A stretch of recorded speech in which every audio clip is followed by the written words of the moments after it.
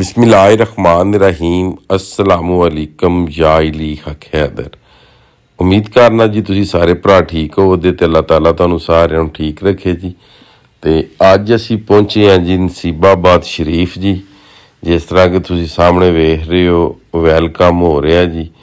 मैं वहाँ मेरे नाल जनाब शहर साहब ने नशहरा म्याना तो उस तो बाद मेरे नाल सैयद बादशाह ने वही शहजादा नशीन ने चार बाजवे तो सैयद अहमद शाह साहब। उस तो बाद मेरे नाल शहजादा नशीन है जनाब टीला शरीफ तो शमस नूर चिश्ती साहब जनाब। उस तो बाद वैलकम साडा कीता जनाब सैयद असनात शाह साहब, सैयद इफ्तिखार शाह साहब जनाब राणेवाल तो, सैयद असनात शाह साहब जनाब नसीबाबाद शरीफ तो, जेड़े सैयद ज़हूर शाह साहब दे बेटे ने ते जेड़े इत्थे दे शहजादा नशीन है जी वो सैयद असनैन शाह साहब ने जी। ठीक है जी, वैलकम तुसां वेख्या हाफिज साहब। उस तो बाद असनात शाह साहब जनाब मेरे छोटे भाई ने। तो जिस तरह ही इन्हों पता लग्या कि असी आ रहे हैं तो इन्हें आख्या जी सानू थोड़ा जिन्ना तुसी इन्फॉर्म लाजमी करना। मैं जी ठीक हो गया। तो अलहमदुलिल्लाह जी काफ़ी अच्छा है ना वेलकम किया है। अपनी सोच तो भी बालातर मस्कीन बंदा वा जी। तो मस्कीन बंदे नू जनाब इन्हें बहुत ज़्यादा इज्जत दी। मेरे नाल जिहड़े साथी आए शहर साहब भी इत्थे इनवाइट सन, उन्होंने भी शम्मा साहब नू भी, उस तो बाद सैयद अहमद शाह साहब नू भी। तो अलहमदुलिल्लाह पूरे पाकिस्तान दे विच 14 अक्तूबर नू इत्थे मशाइख होंदे ने, बड़े बड़े वड्डे आलम होंदे ने, उस तो बाद कारी होंदे ने।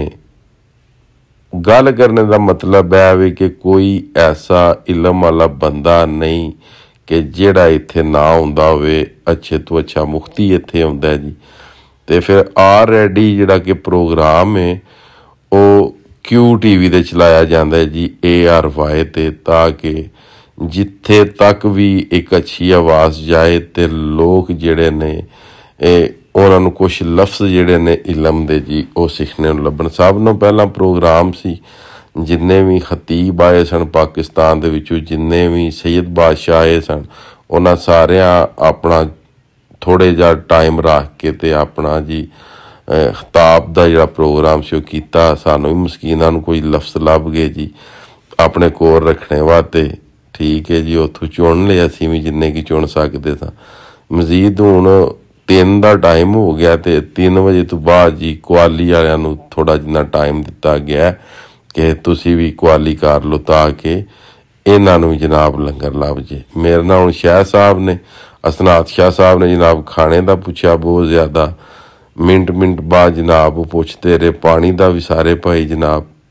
और भी जनाब मैं जिन्नी भी गल करा कि उन्हें साडा बहुत ज़्यादा किया जनाब वो भी घट है जी। हुण मैं तो शाह साहब जा रहा वापस, तो शम्मा साहब जिहड़े ने वो पिछे ने वो बाद च होणगे, ते अहमद शाह साहब जिहड़े मेरे नाल आए सन चार बाजवे वाले वो साडे तो पहलां टुर गए ने जी। तो हुण रस्ते दे विच सारे जिन्ने भी साडे दोस्त ने भरा ने मेहरबानियां ने इन्हां दियां, जिन्ने भी प्यार करने वाले सारे मिल रहे ने जी। तो माशाल्लाह शाह साहब समझ लो जनाब साडे दिल च वसदे ने, वड्डे भाई ने। अगे आ गए जनाब सलीम साहब नूं लगा जनाब दा। इन्होंने मैं आख्या तुहाडे कोल चाय पीआं दे असीं आ के, मगर होया कि एक लेट हो गए। एक सारे दोस्त जिहड़े सन वो बहुत ज़्यादा काफ़ी इकट्ठे हो गए। तो फिर जनाब सलीम साहब अगे माजरत कर रहे हैं जी।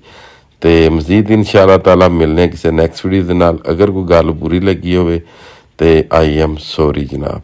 अल्लाह हाफिज़।